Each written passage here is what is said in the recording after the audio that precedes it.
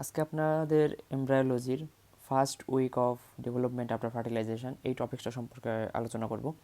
তো ফার্টিলাইজেশনের পরে, ঠিক আছে, ফার্টিলাইজেশনের পরে একটা এমব্রায়ো কীভাবে ডেভেলপমেন্ট হইতেছে সেগুলোকে আমরা তিনটা সেক্টরে ভাগ করি বা তিনটা আলাদা আলাদা উইকে ভাগ করি। উইক অনেকগুলোতেই ভাগ করি, বাট আমাদের যেটা দরকার বা আমরা যেই বিষয়গুলো নিয়ে আলোচনা করি তার মধ্যে first week, second week, third week. কারণ এই 3 উইকের মধ্যে নর্মালি সব থেকে মেজর অ্যান্ড সব থেকে গ্রস ডেভেলপমেন্ট হয়ে থাকে একটা এমব্রায়োর মধ্যে।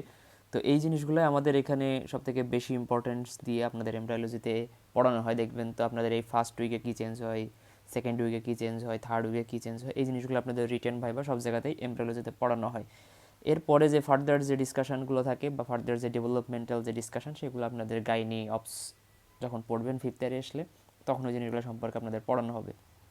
কিন্তু আপনাদের সিলেবাসে first week, second week, third week এই 3 উইকে আমাদের এমব্রায়োর মধ্যে কী কী চেঞ্জ হয় এই জিনিসগুলো সম্পর্কে আপনাদের বিস্তারিত জানা লাগে আর কি। তো আমরা এই 3 উইকের জন্য আলাদা আলাদা 3টা লেকচার নিব, কারণ 3 উইকে কী কী ডেভেলপমেন্টাল চেঞ্জ হইতেছে। সো এখানে হিউজ ডিসকাশান আছে। তো এক ক্লাসের মধ্যে সব কিছু বললে পরে আপনারাও বুঝবেন না, অ্যান্ড এই ক্লাসগুলো দেখার পরে আপনাদের বুঝতেও অনেক সমস্যা হবে। সো আমি চেষ্টা করব সহজভাবে আপনাদের সামনে প্রেজেন্ট করার। তো আমি এই ক্লাসে আলোচনা করব ফার্স্ট উইক, অর্থাৎ প্রথম সপ্তাহে ফার্টিলাইজেশনের পরে বা ফার্টিলাইজেশন হওয়ার সাথে সাথে নেক্সট যে এক সপ্তাহের মধ্যে যে চেঞ্জটা হইতেছে এমব্রায়োর মধ্যে, সেই জিনিসগুলো সম্পর্কে আমরা আলোচনা করব। এখন ফার্স্টে আমরা জানি যে 2টা সেল, সো একটা স্পার্ম এবং একটা ওভাম, এরা যখন একটা একটার সাথে মিলিত হবে কী তৈরি করে আমরা জানি জাইগট ফর্মেশন করে। এই জাইগটটা ফর্মেশন হওয়ার পর এ কই যায়, ইউটেরাসে যায়।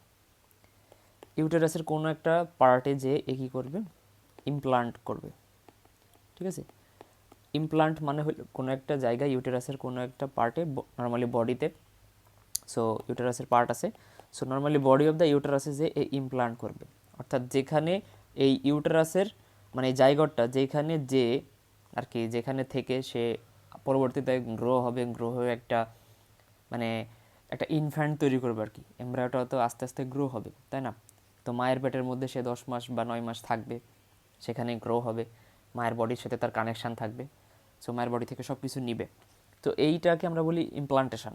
তার মানে জাইগটটা আমার ইউটেরাসের যেখানে যে ইমপ্লান্ট করতেছে সেটাকে আমরা বলতেছি ইমপ্লান্টেশন। সো যেটা আমি এমব্রায়োলজির আপনাদের লাস্ট যে ক্লাসটা হয়েছে সেই ক্লাসে আমি আলোচনা করছি, ইমপ্লান্টেশন সম্পর্কে ডিটেলস আলোচনা করছি।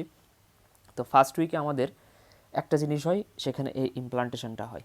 তার মানে ফার্স্ট উইকে আমাদের যেই জিনিসগুলো হয়, তো সেগুলোকে আমরা 3টা আলাদা আলাদা ক্যাটাগরিতে ভাগ করি বা 3টা ফেজে ভাগ করি। সো এটাকে আমরা 3টা ফেজে ভাগ করতে পারি।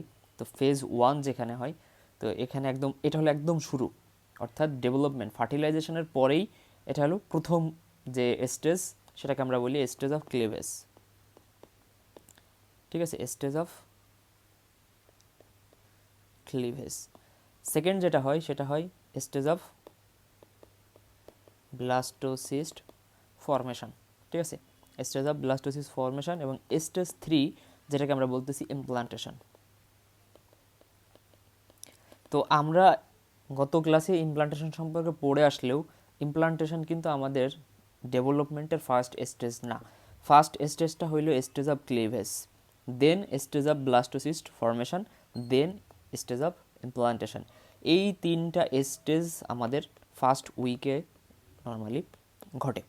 তার মানে first week of development after fertilization আপনারা এই 3টা স্টেজে ডিসক্রাইব করবেন।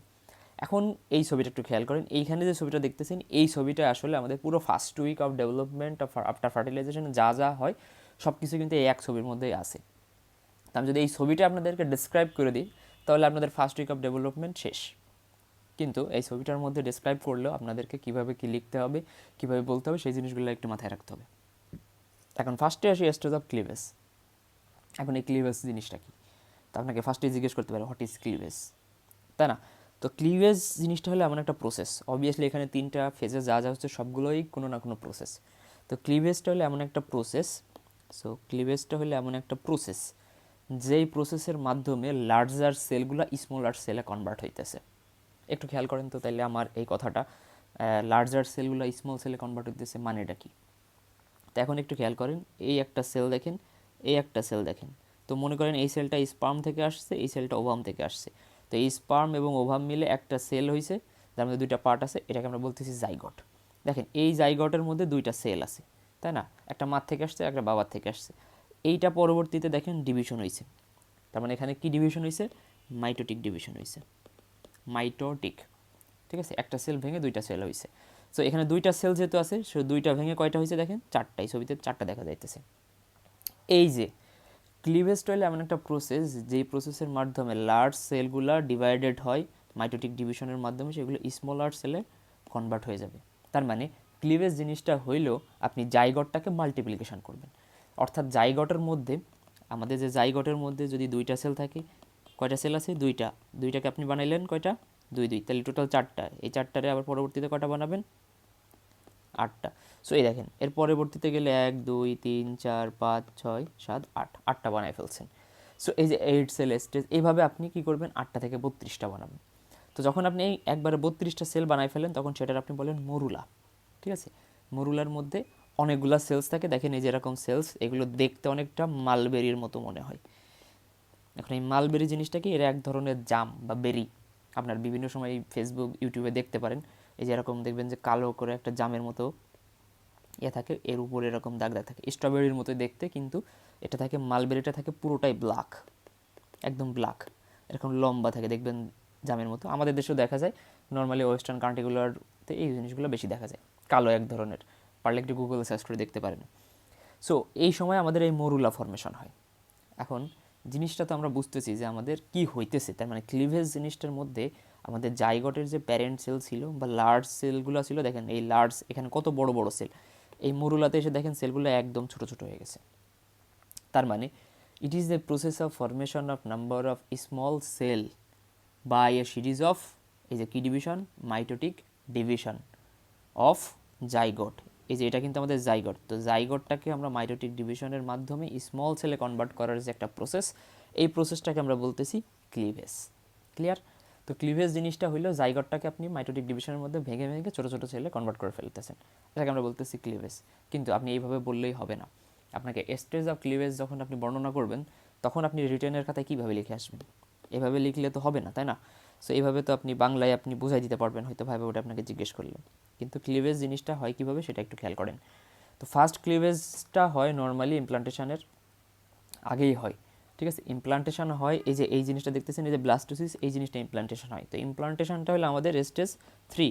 সো আমি এখনও সেখানে যাই নাই। স্টেজ অফ ক্লিভেজ এখানে কি হচ্ছে?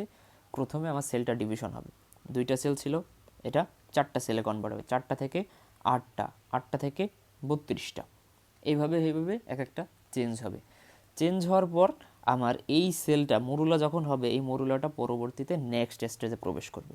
এই মরুলা পর্যন্ত যা চেঞ্জ হয়েছে, এই সব আমাদের ফার্স্ট স্টেজ বা ফার্স্ট স্টেজে আমার এই ক্লিভেজ মরুলা পর্যন্ত আপনার শেষ হয়ে যাবে। ঠিক আছে, আপনি মরুলাটা বানাই ফেলছেন, তার মানে স্টেজ অফ ক্লিভেজ শেষ। এরপর এই মরুলাটা যাবে নেক্সট স্টেজে, যেটাকে আমরা বলতেছি স্টেজ অফ ব্লাস্টোসিস্ট ফর্মেশন। এখন এই ব্লাস্টোসিস্ট ফর্মেশনটা কীভাবে হইতেছে সেটা একটু খেয়াল করেন। দেখেন তো এই মরুলা যখন তৈরি হয়ে আছে, একটা মরুলার মধ্যে তাকাইলে দেখেন এই মরুলার ভেতরে কিন্তু কোনো রকম স্পেস নাই।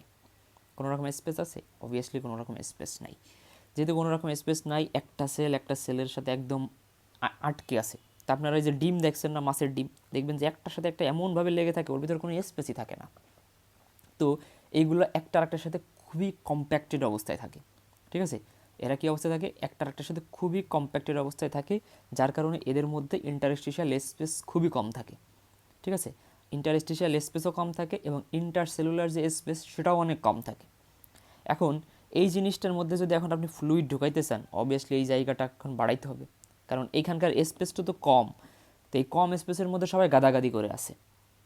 এখন নেক্সট স্টেপে যে কী হয়, এই যে স্পেসগুলো দেখতেছেন, এই সেলগুলোর মধ্যে স্পেসটা বাড়তে থাকে। এখন সেলের মধ্যে যখন স্পেসটা বাড়তে থাকে, দেখেন এক একটা সেল থেকে এক একটা সেল একটু আলাদা আলাদা হয়ে থাকে। তার মানে গাদাগাদি করেছিল, এখন একটু সবাই ফাঁকা ফাঁকা দাঁড়াইছে, এখন সবাই মনে করেন একটু রিল্যাক্সে দাঁড়ায় থাকতে পারতেছে। এই জিনিসটা হইতে সময় লাগে প্রায় 60 থেকে 72 ঘন্টা। কত ঘন্টা? 60 থেকে 72 ঘন্টা পর্যন্ত লাগে এই মরুলা থেকে ব্লাস্টোসিস্ট ফর্মেশন হওয়ার আগ পর্যন্ত সেলগুলা একটা সেল আর একটা সেল থেকে একটু দূরে যাওয়ার। তার মানে এখন কিন্তু আমার কি হয়েছে, এখানে কিন্তু একটা স্পেস তৈরি হইতেছে। তার মানে গ্রাজুয়ালি এই জিনিসটা কিন্তু একবারে হচ্ছে না, গ্রাজুয়ালি দেখেন এই যে 60 থেকে 72 ঘন্টা, তার মানে আস্তে আস্তে যে ইন্টারসেলুলার স্পেসগুলো ছিল সেগুলো বাড়তেছে, ইন্টারসেলুলার স্পেসগুলো বড় হইতেছে। প্লাস যখনই বড় হইতেছে এই জায়গার মধ্যে বাইরে থেকে কি আসতেছে, ফ্লুইড আসতেছে। ফ্লুইড আমার এই স্পেসটার মধ্যে ঢুকতেছে, ঠিক আছে। এখন একটা ক্লোজ ক্যাভিটি, দেখেন এই জিনিসটা হলো একটা ক্লোজ ক্যাভিটি, এটা একটা sac like structure, close cavity, এর মধ্যে বাইরে থেকে ফ্লুইড আসতেছে। ফ্লুইড আসার কারণে এখন এর মধ্যে দেখেন জায়গা বেড়ে গেছে। যদি আমি লেখাটা মুছে ফেলি তো দেখেন এখানে একটু খেয়াল করেন, দেখেন এই যে এখানে কিন্তু স্পেস, এই স্পেসের মধ্যে কি আছে, ফ্লুইড আছে, আর বাইরে কিন্তু আমার একটা কাভারিং আছে। তার মানে এটা একটা সিস্টের মতো কনভার্ট করছে। তো সিস্ট হইলে এমন একটা ক্লোজ স্যাক, সিস্ট মানে হইলেও মনে রাখবেন এটা একটা ক্লোজ স্যাকের মতো জায়গা যার মধ্যে ফ্লুইড আছে এবং সাথে আরও অনেক জিনিসপত্র আছে। তো এটা দেখতে অনেকটা সিস্টের মতোই মনে হইতেছে।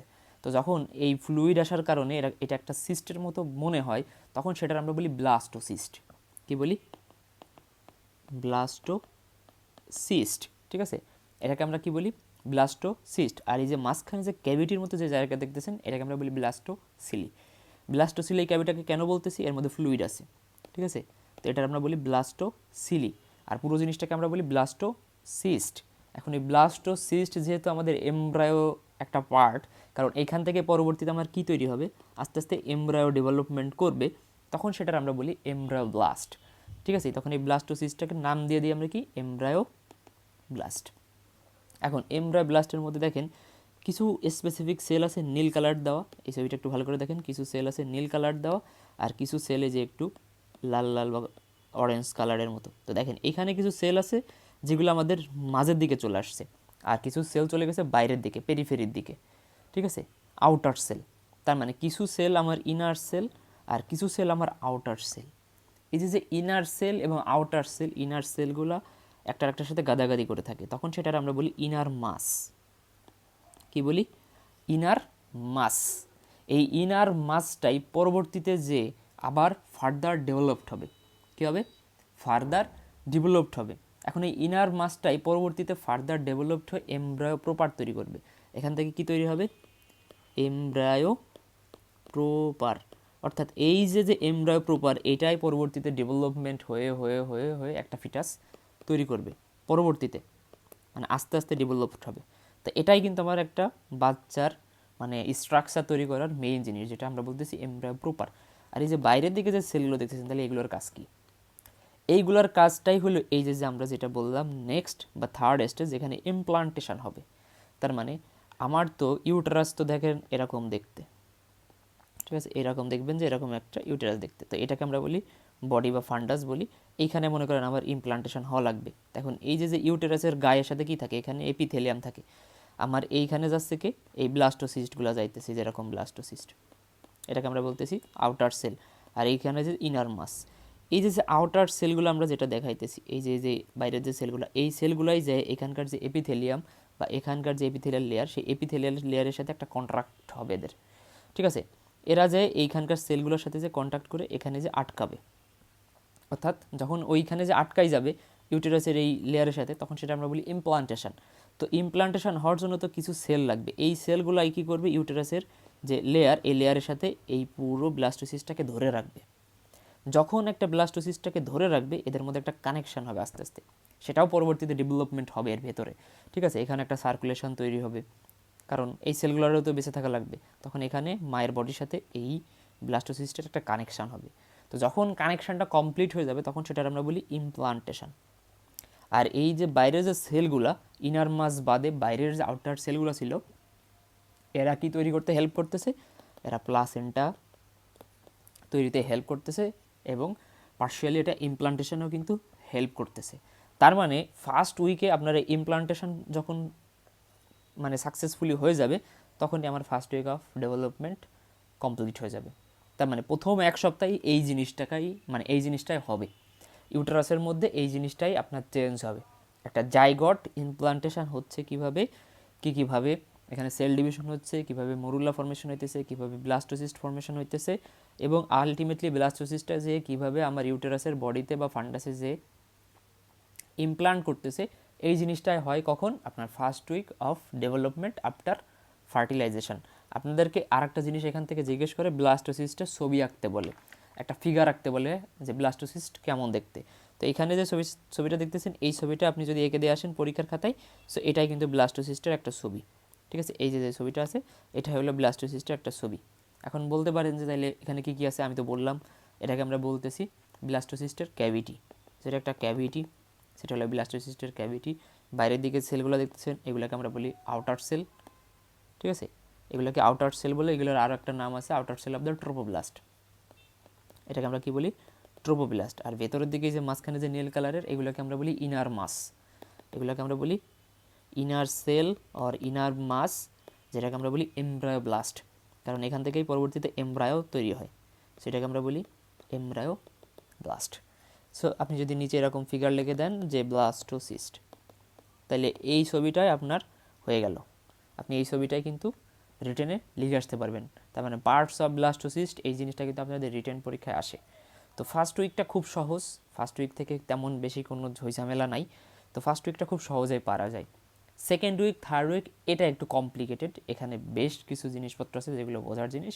তো আমরা নেক্সট ক্লাসে second week and third week সম্পর্কে আলোচনা করব।